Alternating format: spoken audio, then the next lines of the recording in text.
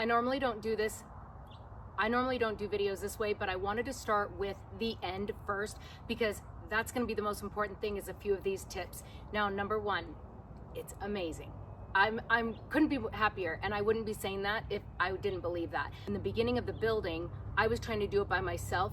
Not possible. You can't get it to square up unless you have somebody on the other end, and you'll see then later on my dad came and we just whipped it all out. It was a lot faster. So I think if I hadn't tried to do it on my own, we probably could have gotten it done in maybe 5 hours, 4 hours, I'm not sure. But either way, if you just follow the instructions and look at the pictures, you're going to do really well. So it has some really cool things. It does come with ways to secure it down. The problem for us is, number one, these don't work on pallets, and I wanted to get it up off the ground because we live in an area that we have snow.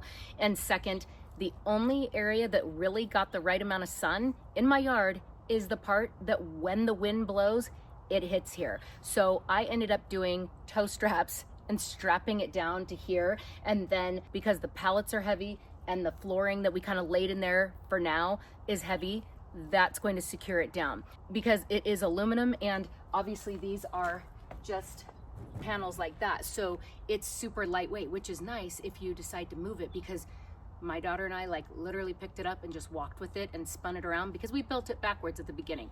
But let me show you a couple of other things. It has rain gutters. Okay, that is great. So it's just going to come down here, the rain gutter, and out the downspout. Super fun. So then let's look at this door here. It just slides it down, kind of like a sliding glass door. So it makes it nice and convenient. From the inside, let me show you the vent. So here's the little pole right here, and it has this little groove thing that pops down to seal it down, or you just pop it up to get it out of there like that. And then this pole has 3 little holes, so you can decide how much venting you want. So that's the top hole, that's the middle hole,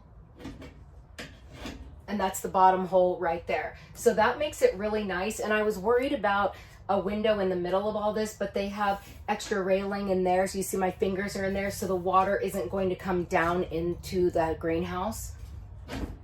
And then see, watch me pop it into place.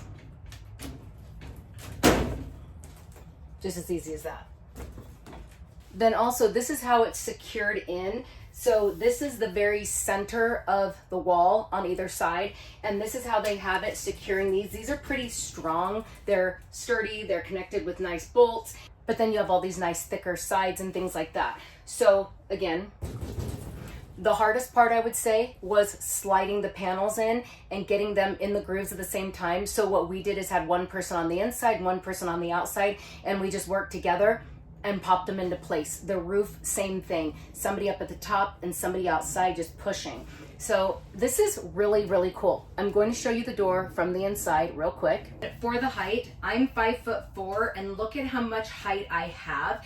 There's a ton. And then the door here, see, I can go right through as a 5'4" person. Somebody taller is going to have to duck, but it's just really great. And that is over in the corner. We're going to be doing metal or plastic tables, narrow along the sides so that they can drain the water.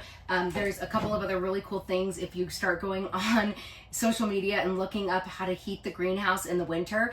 But I'm thrilled. Like, I seriously didn't think I was going to love this as much as I did, because as I was building at the beginning, I was so frustrated because I was trying to do it myself and thought this thing is not going to do very well at all. But once you get it set up, I think it's awesome. We may decide, depending on how this does in the wind, we may reinforce it with a piece of wood on either corner and then just wood around here and then crisscross just to do. But I think with the way that it's built and it's secure, see, I mean, it's rattly, but you can see it's secure.